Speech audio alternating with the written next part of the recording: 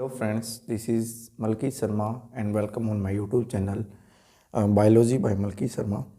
So friends, जो आज का हमारा टॉपिक है वो होगा आपका ट्रांसलेशन इन प्रोकैरियोट। तो बेसिकली हमने हमारी पिछली वीडियोस के अंदर देखा है कि ट्रांसलेशंस क्या होता है, क्या क्या इसके अंदर कौन कौन से आपके रिक्वायरमेंट होती है, जैसे mRNA, tRNA, राइबोसोम, और किस प्रकार से आपकी प्रोटीन बाइंड होती है tRNA के साथ, है ना, अमाइनो एसिड्स। तो ये सारी चीज़ें हमने हमारी पिछली वीडियोस के अंदर देख चुके हैं। तो जो आज का हमारा टॉपिक है वो है ट्रांसलेशन इन प्रोकैरियोट्स। तो जैसे हमें पता है भाई, जैसे हमने रेप्लिकेशन और ट्रांसक्रिप्शन में देखा है, वो डिवाइड होते थे इनिशिएशन, इलोंगेशन और टर्मिनेशन में। तो ऐसे हमारी ट्रांसलेशन भी 3 स्टेप्स के अंदर क्या होती है, डिवाइड होती है ना। जैसे कि इनिशिएशन का मतलब भाई उसका इनिशिएट होना ट्रांसलेशन का, है ना, इनिशिएशन क्या लाएगा। उसके बाद क्या होगा आपका इलोंगेशन,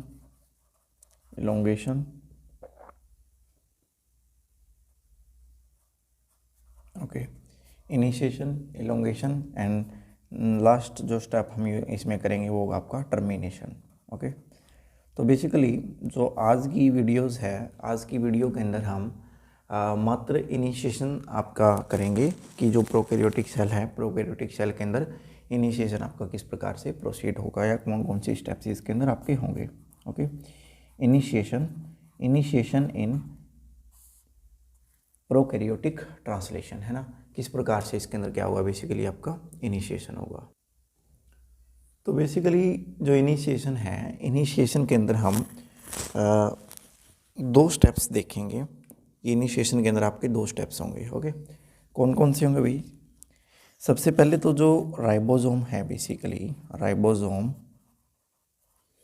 राइबोसोम वो क्या करेगा, आपका बाइंड करेगा। राइबोसोम बाइंड करेगा किसके साथ, mRNA के साथ, है ना। Binding of ribosome with mRNA, this is our first step of initiation in case of prokaryote translation. Okay, so सबसे पहले हम इसी पॉइंट्स को देखते हैं कि किस प्रकार से आपका राइबोसोम है, राइबोसोम आपका बाइंड करेगा किसके साथ, आपका mRNA के साथ। ओके, तो जैसे कि हमें पता है, अगर हम स्ट्रक्चर देखें राइबोसोम का, तो कुछ इस तरीके का आपका स्ट्रक्चर होता है राइबोसोम का, है ना। इसके अंदर क्या होते हैं, आपके 3 चैनल्स आपके होते हैं भाई। बेसिकली राइबोसोम के अंदर 3 चैनल्स या 3 इसके अंदर साइट देखने को मिलती हैं। ओके, और जो ये वाली बड़ी जो सब यूनिट है इसको बोलते हैं लार्ज सब यूनिट, और जो छोटे वाली है ये वाली है इसको बोलते हैं स्मॉल सब यूनिट। ओके, अब हमने बताया भाई इसके अंदर क्या है, चैनल्स हैं। इन चैनल्स को बेसिकली बोलते हैं EPA, है ना। पी देखिए, ए चैनल, पी चैनल और E channel. A channel is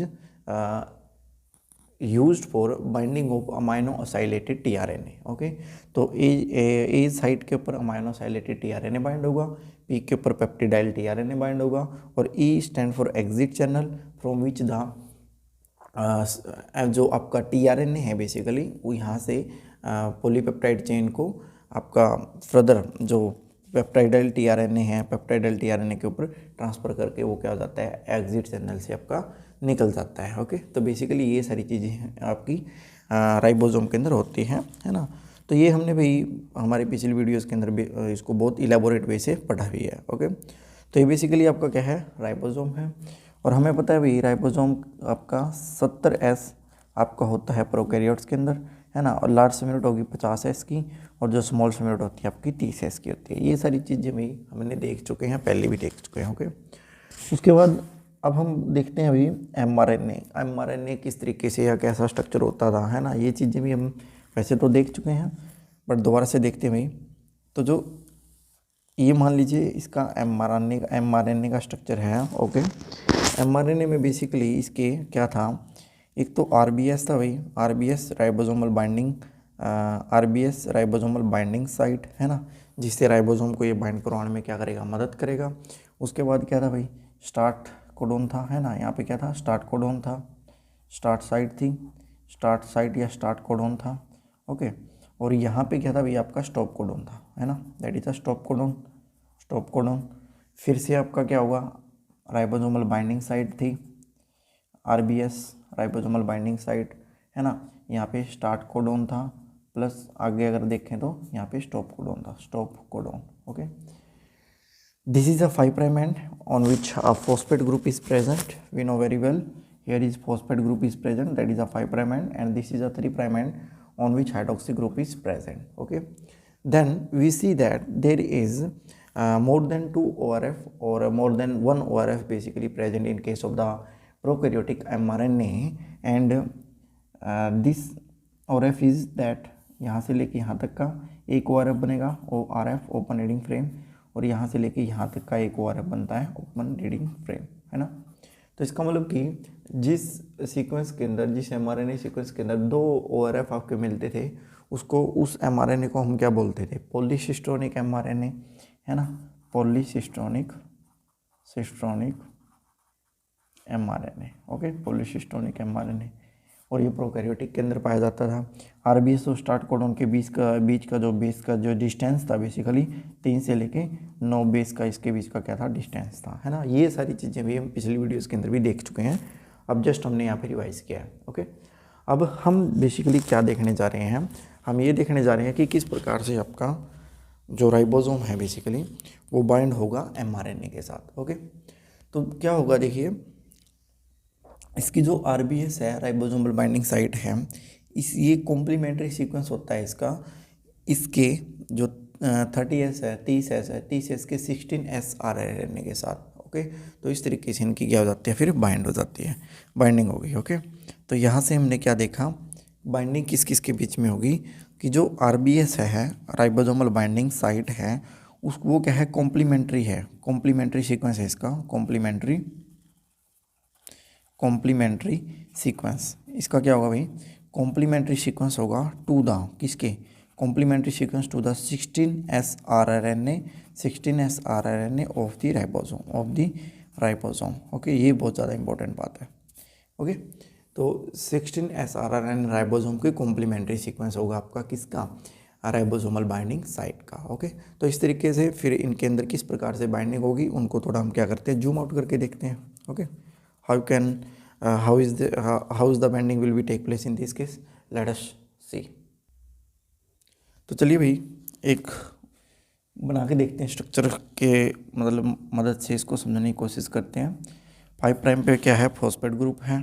okay, अब ये जो RBS है बेसिकली, RBS के अंदर गुआनिन और एडेनिन रिच सीक्वेंस इसके अंदर पाया जाता है, N stand for purine here.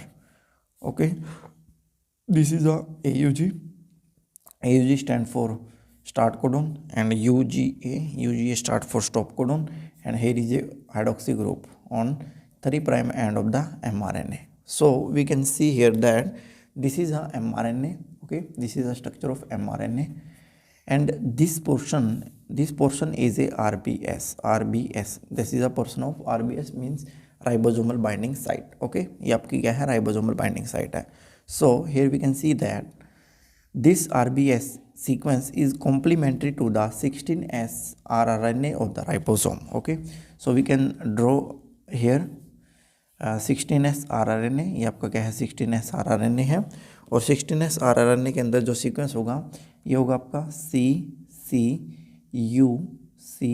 इस तरीके से इनके अंदर क्या होगी, आपकी बॉन्डिंग होगी। ओके, और ये क्या आपका 16S rRNA है। Okay, this is over 16S rRNA of the ribosome.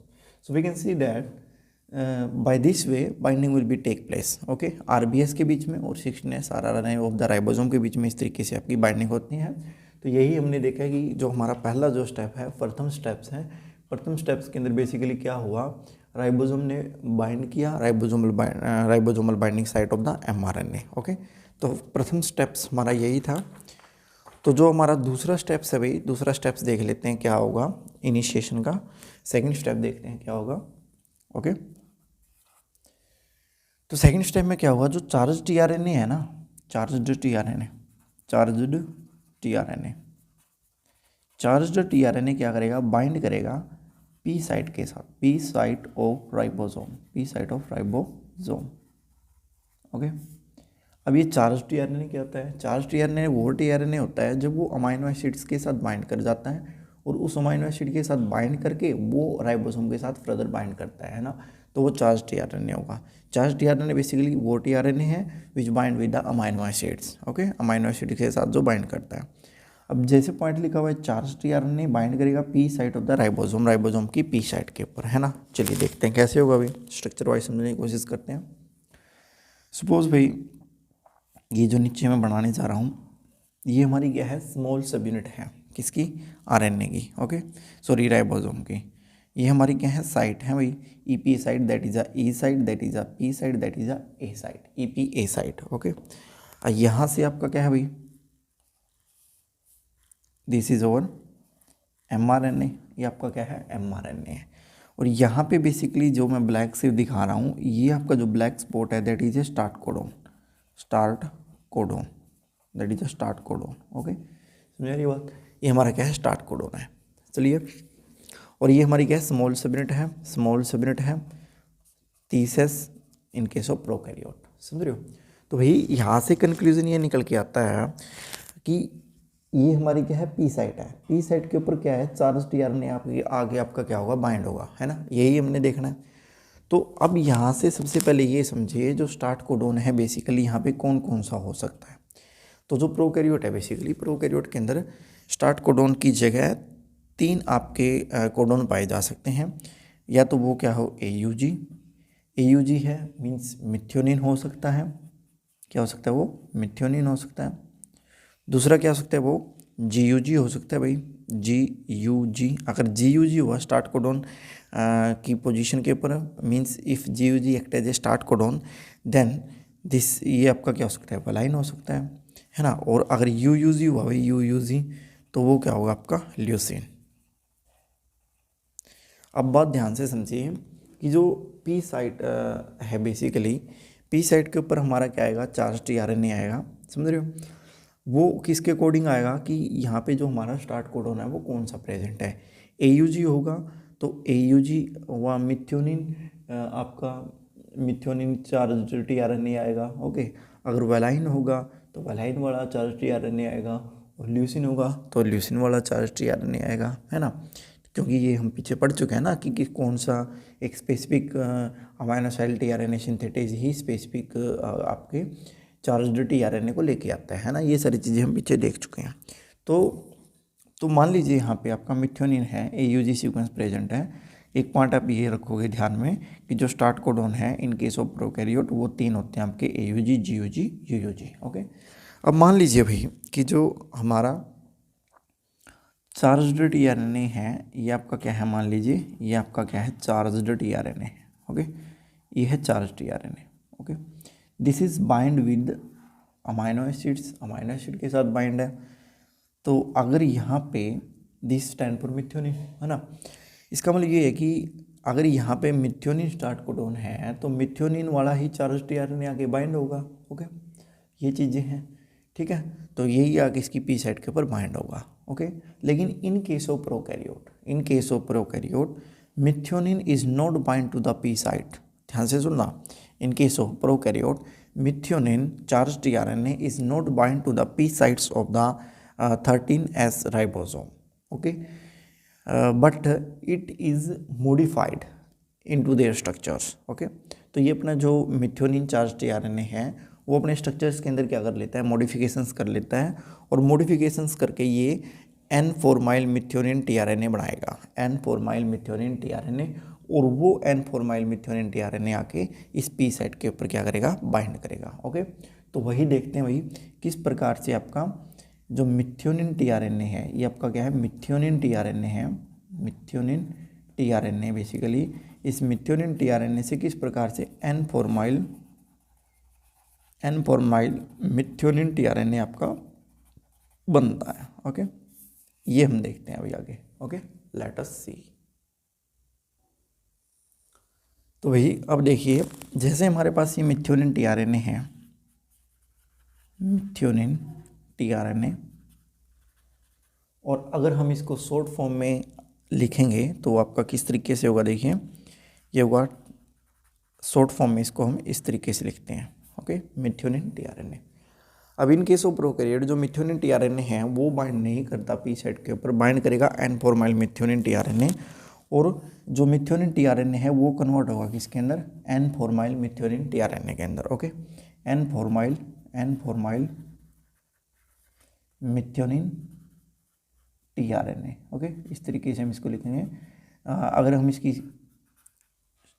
Structure wise इसको लिखें या सिंबॉलिक फॉर्म में इसको लिखें तो इस तरीके से होगा आपका फॉर्माइल मिथ्योनिन, समझ रहे हो।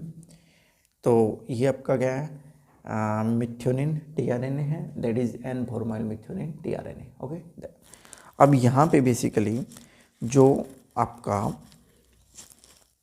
मिथ्योनिन बदलेगा एन फॉर्माइल मिथ्योनिन के अंदर, वो एक एंजाइम की मदद से बदलता है। ओके, उस और जो एंजाइम होगा वो आपका होगा मिथ्योनिन टीआरएनए ट्रांसफॉर्माइलेज, मिथ्योनिन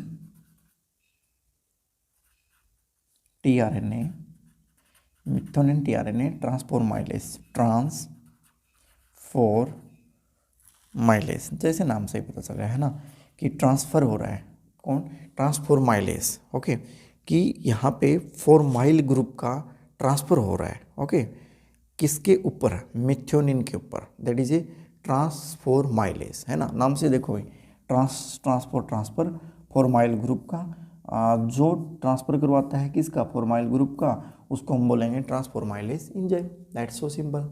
ओके, तो इसको हम थोड़ा सा अगर स्ट्रक्चर वाइज समझने की कोशिश करें तो देखिए क्या होगा। तो यहाँ पे देखिए जो हमारा CH3 जो हमारा मिथ्योनिन का स्ट्रक्चर है वो क्या होता है, देखिए CH3S CH2 twice, okay, then CCOOH, that is the structure of methionine. ये हमारा क्या है, मिथ्योनिन है। मिथ्योनिन कन्वर्ट हो रहा है किसके अंदर, एन फॉर्माइल मिथ्योनिन के अंदर, है ना। बस क्या होगा, एक कार्बोक्सी ग्रुप ऐड हो जाएगा भाई इस पोजीशन के ऊपर, यहाँ पे आपका जो नाइट्रोजन एटम है उसके साथ। ओके, तो देखिए क्या होगा भाई, rest of the structure is similar. Okay, तो यहाँ पे जो हमारा नाइट्रोजन है, नाइट्रोजन के साथ कार्बोक्सी ग्रुप आपका आगे अटैच हो जाता है। Okay, rest of the structure is similar, that is a methionine. ये आपका क्या स्ट्रक्चर ऑफ मिथ्योनिन है, methionine, and this is the structure of N formyl methionine. ठीक है, एन फॉर्माइल मतलब कि एन पोजीशन के ऊपर, नाइट्रोजन के ऊपर क्या हुआ है, दिस ग्रुप बाइंड हुआ है, कार्बोक्सी ग्रुप बाइंड हुआ है, इसलिए हम इसको क्या बोलते हैं, एन फॉर्माइल मिथ्योनिन। ओके, तो अब हम अगर इसकी बाइंडिंग करवा के देखें बेसिकली तो किस प्रकार से होगी, देखिएगा। Suppose this is a small सब unit of the ribosome, this is a E site, this is a P, ये ई साइट है, ये पी साइट है, और ये क्या आपकी ए साइट है।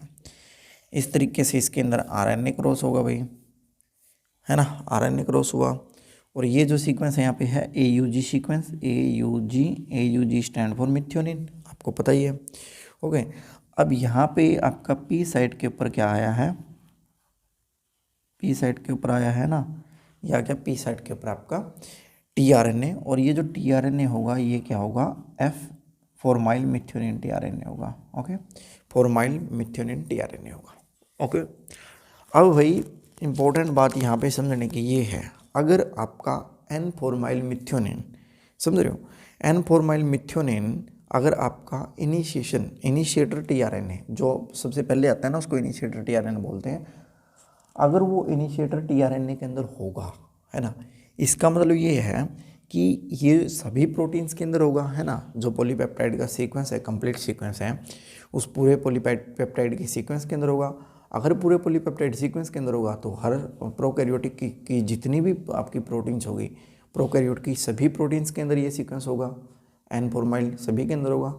अब ये एन फॉर्माइल बेसिकली इसकी नीड नहीं होती है ना, ये बेसिकली जस्ट ये आपका ट्रांसलेशन को इनिशिएट करने में मदद करता है, but it is not needed for further actions. Okay, so अब ये क्या करेगा, इसको क्या कर देते हैं, रिमूव कर देते हैं। ओके, जैसे ही आपकी प्रोटीन सिंथेसाइज हो जाती है, प्रोटीन के सिंथेसाइज होने के तुरंत बाद इस एन फॉर्माइल मिथ्योनिन को क्या कर देता है, दिया जाता है, रिमूव कर दिया जाता है, और वो रिमूव किसके द्वारा किया जाएगा भाई, इसको क्या किया जाएगा, रिमूव किया जाएगा। क्या किया जाएगा, रिमूव किया जाएगा।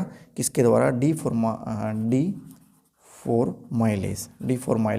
एंजाइम। ओके, जैसे नाम से ही पता चला है, डी का मतलब हटाना, फॉर्माइल ग्रुप को लेस जो हटाता है, समझ रहे हो, जो एंजाइम फॉर्माइल ग्रुप को क्या करता है, हटाता है, उसको डीफॉर्माइलेज बोलेंगे।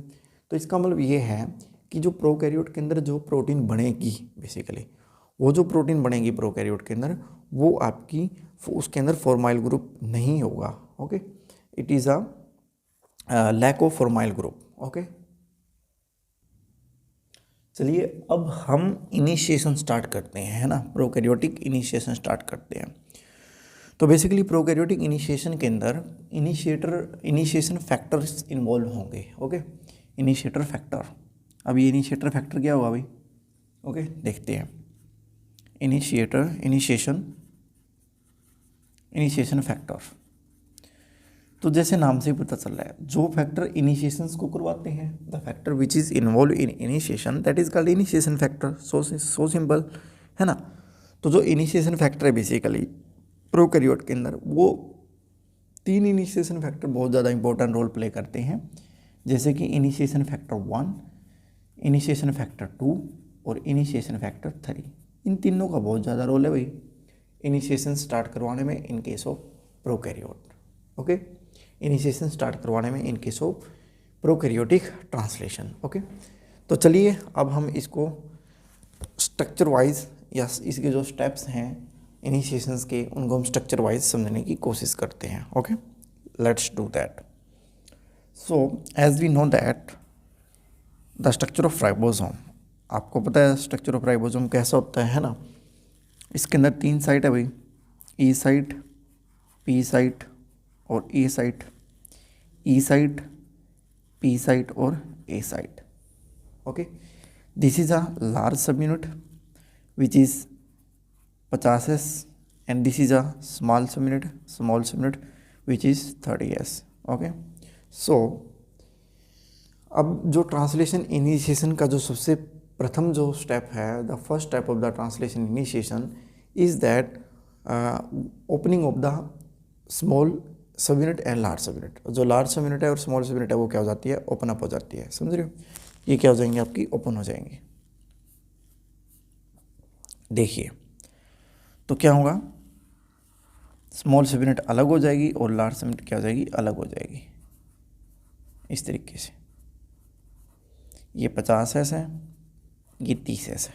ओके, 50s है और 30s है, इस तरीके से क्या हो जाती है, स्मॉल यूनिट अलग अलग हो जाती है। अब इस जो स्मॉल सब यूनिट है बेसिकली, इस स्मॉल सब यूनिट के ऊपर सबसे पहला जो इनिशिएशन फैक्टर आता है वो इनिशिएशन फैक्टर होगा आपका 3। इनिशिएशन फैक्टर 3 आएगा। इनिशिएशन फैक्टर 3 आके वो आपकी जो ई साइट है, ई साइट के ऊपर क्या हो जाएगा, बाइंड हो जाएगा इनिशिएशन फैक्टर 3, समझ रहे हो, इनिशिएशन फैक्टर 3। ओके, तो देखिए क्या होगा बेसिकली, इसके अंदर स्ट्रक्चर बनाते हैं एक बार। तो स्ट्रक्चर होगा कुछ इस तरीके का भाई, ये आपकी क्या है, ई साइट है, ई साइट, पी साइट, ए साइट। सबसे पहले आएगा इनिशिएशन फैक्टर 3, ये क्या है, initiation factor 3। Okay, initiation factor 3 आएगा। 3 आके सबसे पहले हमारी ई साइट के ऊपर क्या हो जाएगा, बाइंड हो जाएगा। और जैसे ही इनिशिएशन फैक्टर 3 ई साइट के ऊपर बाइंड होगा तो ये क्या करता है भाई, ये स्टॉप करता है, क्या करने से स्टॉप करता है कि जो हमारी 50s सब यूनिट है, 50s सब यूनिट दोबारा से इसके साथ बाइंड ना हो जाए, किसके साथ, स्मॉल सब यूनिट के साथ, समझ रहे हो। तो ये जो साइन मैंने इस तरीके से बनाया है, ये जो आपकी 50s लार्ज सब यूनिट है वो दोबारा से इसके साथ स्मॉल सब यूनिट के साथ बाइंड करने की कोशिश करती है ना, बट उसको बाइंड करने से जो रोकता है वो इनिशिएशन फैक्टर क्या हुआ, 3 होगा। ओके, तो सबसे पहले जो इनिशिएशन फैक्टर 3 है वो आएगा और वो आके ये कार्य करेगा कि वो दोनों स्मॉल और लार्ज सब यूनिट को आपस में बाइंड करने से रोकेगा बेसिकली। ओके, देन उसके बाद बेसिकली समझो क्या होगा, उसके बाद आएगा आपका initiation factor first. Initiation factor first, okay, ये मान लीजिएगा इनिशिएशन फैक्टर फर्स्ट है, इनिशिएशन फैक्टर फर्स्ट। ओके, और इसी इनिशिएशन फैक्टर फर्स्ट के साथ उसके जस्ट साथ ही एक और आ जाएगा, उस वो हमारा क्या है, इनिशिएशन फैक्टर सेकंड। ओके, मान लीजिए हमारा क्या है, इनिशिएशन फैक्टर सेकंड। अब जो इनिशिएशन फैक्टर सेकंड है, इसकी मज़ेदार बात ये है कि ये क्या है, आपका जीटीपी डिपेंडेंट है। क्या ये जीटीपी डिपेंडेंट है, गुआनोसिन ट्राइफॉस्फेट, समझ रहे हो। तो जब इसकी जो बाइंडिंग है सिस्टम के साथ तभी होगी जब वो जीटीपी के साथ गुआनोसिन ट्राइफॉस्फेट के साथ क्या हुआ, बाइंड होगा। It means that it is a energy dependent molecule. Okay, so that is a initiation factor second. Okay, चलिए, तो ये किस प्रकार से किस पोजीशन के ऊपर बाइंड होंगे वो देखते हैं। तो भैया क्या होगा, बेसिकली यहाँ पे जो चीज़ें होगी वो देखिए आपकी क्या होगी कि जो इनिशिएशन फैक्टर फर्स्ट है वो आपका बाइंड हो जाएगा ए साइड के ऊपर आके। Initiation factor first comes and it bind with the आएगा और वो किसके साथ बाइंड हो जाएगा, आपका ए साइड के ऊपर। ओके, चलिए देखते हैं डायग्रामेटिकली इसको किस तरीके से बाइंडिंग होगी इसकी। That is a E site, that is a ये आपकी ई साइट है, ये आपकी क्या है, पी साइट है, और ये क्या आपकी ए साइट है। ओके, अब कहाँ कौन बाइंड हो रहा है वो देख लेते हैं। यहाँ पे इनिशिएशन फैक्टर 3 बाइंड हो रहा था, समझ रहे हो। यहाँ पे इनिशिएशन फैक्टर फर्स्ट बाइंड हो जाता है, यहाँ पे फर्स्ट बाइंड हो गया है ना, फर्स्ट बाइंड हो गया, और जस्ट फर्स्ट वाले के साथ आपका बाइंड हो जाता है इनिशिएशन फैक्टर सेकेंड। ओके, अब इनिशिएशन फैक्टर सेकेंड इसके साथ क्या होगा, बाइंड होगा, इस तरीके से इसके साथ बाइंड होगा, और मैंने बताया इसकी क्या है, जीटीपीज एक्टिविटी है, जीटीपी एक्टिविटी है। अब देखो मज़ेदार बात क्या है, 3 भी बाइंड हो गया भाई, ये क्या है, 2 है, ये क्या है, 1 है। अब देखो जो राइबोसोम है, राइबोसोम की ई साइट भी आपकी क्या होगी, फिल होगी, राइबोसोम की ए साइट भी फिल होगी, बच गई क्या, पी साइट। अब कोई चारा ही नहीं बचा आने वाले टीआरएनए पे कि वो किसी और साइट के ऊपर बाइंड हो आगे, है ना, क्योंकि केवल यहाँ पे क्या है, आपकी पी साइट ही वेकेंट है। तो अब हमारा जो क्या हुआ, चार्ज्ड टीआरएनए आएगा प्लस एमआरएनए आएगा, और वो इस राइबोसोम के साथ क्या होंगे, बाइंड अप होंगे। वो कैसे होंगे वो हम आगे देखते हैं। ओके, तो बिफोर डूइंग दैट सबसे पहले हम देखते हैं कि जो इनिशिएशन फैक्टर फर्स्ट है, इनिशिएशन फैक्टर फर्स्ट का क्या फंक्शन है ना, क्या करता है ये। तो इनिशिएशन फैक्टर फर्स्ट सबसे पहले क्या करेगा, बाइंड करेगा, bind with A site, A site. Okay, तो सबसे पहला पॉइंट यही है कि इनिशिएशन फैक्टर फर्स्ट है, फर्स्ट किसके साथ बाइंड हुआ, ए साइट के ऊपर बाइंड हुआ। अब जैसे ये ए साइट के साथ बाइंड होगा तो ये क्या करेगा, इनहिबिट करेगा, इनहिबिट का सिंबल है ये, inhibit the binding of, inhibit the binding of incoming tRNA, incoming tRNA या फिर चार्ज्ड टीआरएनए। बात ध्यान से समझो भाई कि यहाँ से अमाइनोसाइलेटेड टीआरएनए भी तो आएंगे ना ए साइट के ऊपर। अब उनको भी तो आने से रोकना है, एकदम आगे थोड़ी बाइंड होंगे, क्योंकि अभी एमआरएनए भी नहीं लगा, अभी टीआरएनए भी नहीं लगा, है ना, तो एकदम थोड़ी ना बाइंड होंगे। तो जो अमाइनोसाइलेटेड चार्ज्ड टीआरएनए है उनको बाइंड होने से रोकेगा, प्लस ये ए साइट के ऊपर आपका आके बाइंड होगा। ये इनिशिएशन फैक्टर फर्स्ट का वर्क है। अब जो इनिशिएशन फैक्टर सेकंड है, बेसिकली जो फैक्टर सेकंड है, सेकंड का क्या काम है, सेकंड की बेसिकली क्या होती है, जीटीपीज एक्टिविटी होती है, जीटीपीज एक्टिविटी, है ना, मतलब कि जीटीपी की रिक्वायरमेंट होती है इसको, तो इसलिए हम बोलेंगे इसकी जीटीपीज एक्टिविटी होगी, समझ रहे हो। अब इनिशिएशन फैक्टर सेकंड क्या करेगा, ये क्या करेगा, इंट्रैक्ट करेगा, क्या करेगा, ये इंट्रैक्ट करेगा किसके साथ, इनिशिएशन फैक्टर फर्स्ट के साथ करेगा interact. Okay, initiation factor first के साथ इंट्रैक्ट करेगा, और ये किसके साथ करेगा भाई, ये क्या करेगा, इंट्रैक्ट करेगा आपका methionine, N formyl methionine charged tRNA के साथ, है ना। हम इसको ऐसे शॉर्ट में लिख लेते हैं, ठीक है, N formyl methionine charge tRNA के साथ क्या करेगा, इंटरेक्ट करेगा। ओके, जैसे ये इसके साथ इंटरेक्ट करता है बेसिकली इनिशिएशन फैक्टर सेकंड, तो ये क्या करेगा, अलो करेगा, इनिशिएशन फैक्टर सेकंड क्या करेगा, अलो करेगा किसकी, बाइंडिंग, अलो करेगा binding of N formyl methionine charged tRNA. हम इसको इस तरीके से लिख सकते हैं, N formyl methionine charge tRNA की बाइंडिंग को अलो करेगा किसके साथ, with P site of ribosome, P site of ribosome, ठीक है। तो हम ये कह सकते हैं कि जो इनकी बाइंडिंग है जो इनकमिंग चार्ज टीआरएनए है उसकी बाइंडिंग को करवाने में मदद कौन करता है, GTP2 मदद करेगा, है ना, ये हम उसको बोल सकते हैं। ओके। और दूसरा ये है कि जो इनकमिंग अमाइनोसाइलेटेड टीआरएनए है उसको आने से रोकेगा ताकि वो ए साइट के ऊपर आगे बाइंड ना हो जाए, उसको रोकने में भी ये क्या करता है, मदद करता है। देन जो लास्ट इनिशिएशन फैक्टर थर्ड है उसका काम देख लेते हैं क्या है। ये क्या करेगा, बाइंड कर जाएगा, बाइंड टू ई साइट, जैसे ना हमने देख ही लिया है ना। ई साइट के ऊपर ये क्या किया इसने, आके बाइंड किया और क्या कर दिया, बाइंड करेगा एंड ब्लॉक कर देगा binding of large subunit to small subunit, है ना। स्मॉल सबयूनिट के साथ बाइंड करने से रोकेगा किसको, लार्ज सबयूनिट को। ओके, तो ये सारी चीज़ें अब तक यहाँ पे हमने देखी है। अब हम ये देखेंगे किस प्रकार से पी साइट के ऊपर चार्ज टीआरएनए आके बाइंड होगा और किस प्रकार से एमआरएनए आपका यहाँ पे आके बाइंड होगा। ओके, तो चलिए भाई देखते हैं आगे क्या होगा। ये हमारा मान लीजिए क्या है,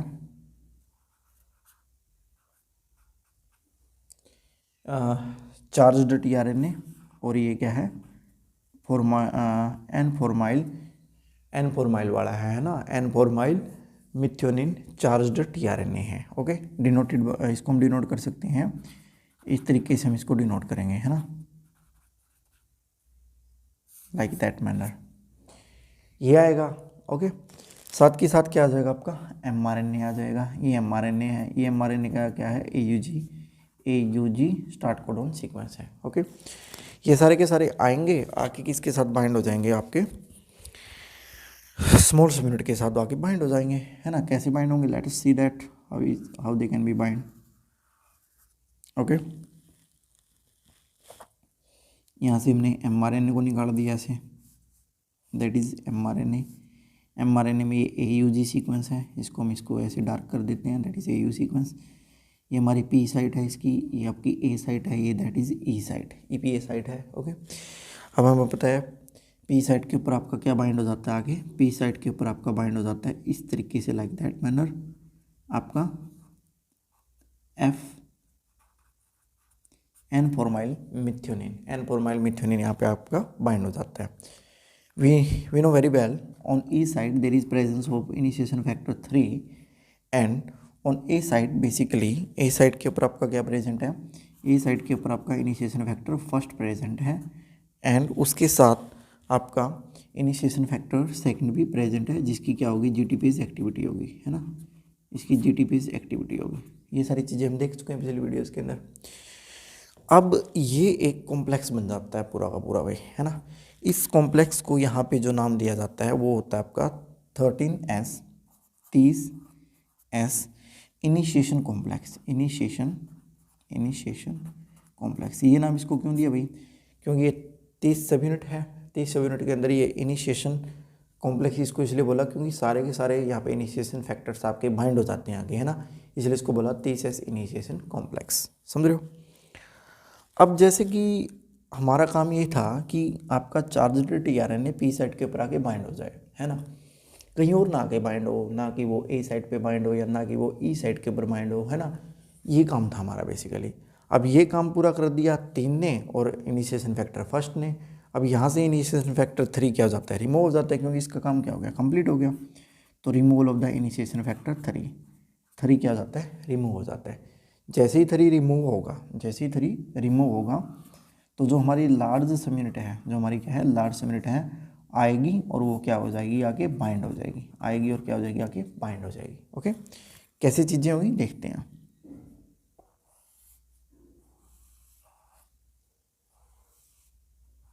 इस तरीके से भाई, समझ रहे हो, लार्ज सबयूनिट इसके ऊपर आके बाइंड हो जाती है और यही भाई आपका ये है टीआरएनए, इस तरीके से इसके ऊपर अटैच है। ओके, यहाँ पे फर्स्ट वाला अभी तक प्रेजेंट है, फर्स्ट वाले के साथ आपका इनिशिएशन फैक्टर सेकंड भी अटैच है, जिसकी क्या है, जीटीपीज एक्टिविटी है ना। ये क्या है, यहाँ पे फॉर्माइल मिथ्योनिन यहाँ पे प्रेजेंट है, समझ रहे हो। और ये हमारी क्या है, ई साइट है। ओके, तो इस तरीके से ये क्या है, ई साइट है, ये हमारी क्या है, पी साइट है, और ये हमारी क्या है, ए साइट है। ओके, इस तरीके से इसके अंदर ये साइट प्रेजेंट है, समझ रहे हो। 3 वाला क्या हो गया, निकल गया, 3 वाला निकल गया। और यहाँ पे क्या है आपका वही mRNA है, mRNA का सीक्वेंस प्रेजेंट है। ओके, अब जो लास्ट जो हमारा स्ट्रक्चर बनेगा वो क्या होगा, इसमें से जो इनिशिएशन फैक्टर है फर्स्ट भी रिमूव हो जाएगा, इनिशिएशन फैक्टर सेकंड भी रिमूव हो जाएगा। तो बेसिकली क्या होगा, यहाँ पे हाइड्रोलाइसिस हुआ, hydrolysis of initiation factor 2 GTP. GTP किस में बदल जाएगा, जीडीपी में। तो क्या होगा भाई, यहाँ से जो रिमूव होगा वो होगा आपका, क्या रिमूव होगा देखिए, initiation factor second plus GDP plus pi. Okay, hydrolysis हुआ, प्लस इनिशिएशन फैक्टर फर्स्ट भी रिमूव हो गया। ओके, क्योंकि इनके काम होते गए, रिमूव होते गए। ओके, तो जो हमारा कॉम्प्लेक्स यहाँ पे बच जाता है, बेसिकली कौन सा कॉम्प्लेक्स बचेगा वो देख लेते हैं। This is our complex which is remaining after removal of the initiation factor second as well as initiation factor first. Okay, कौन सा होगा देख लेते हैं। चलिए, यहाँ पे भी वही आपका टीआरएनए है ना, इसके साथ वही बाइंड है आपका कौन, F4 mile methionine. Okay, then यहाँ पे क्या है आपकी, ये पी साइट के ऊपर था, यहाँ पे आपकी क्या है ए साइट है, और यहाँ पे आपकी क्या है ई साइट है, दैट इज और आरएनए एमआरएनए है ना। तो बेसिकली यहाँ से ये समझ में आया कि सारे फैक्टर्स यहाँ से क्या होंगे आपके, रिमूव हो गए। ओके, अब जो हमारा नेक्स्ट जो स्टेप यहाँ पे होगा वो हमारा होगा इलोंगेशन का। ओके, अभी कुछ बातें देख लेते हैं। तो जो पी साइट के ऊपर जो टीआरएनए प्रेजेंट होता है उस टीआरएनए को बोलते हैं पेप्टिडाइल टीआरएनए, पेप्टिडाइल टीआरएनए। जो ए साइट के ऊपर टीआरएनए आएगा इनकमिंग वो होगा अमाइनोसाइल टीआरएनए, अमाइनोसाइल टीआरएनए। और अगर आपको इनको थोड़ा डीपली देखना है तो आप पिछले वीडियोज़ के अंदर देख सकते हैं। ओके फ्रेंड्स, तो यही हमारी आज की वीडियो है। Thanks for watching.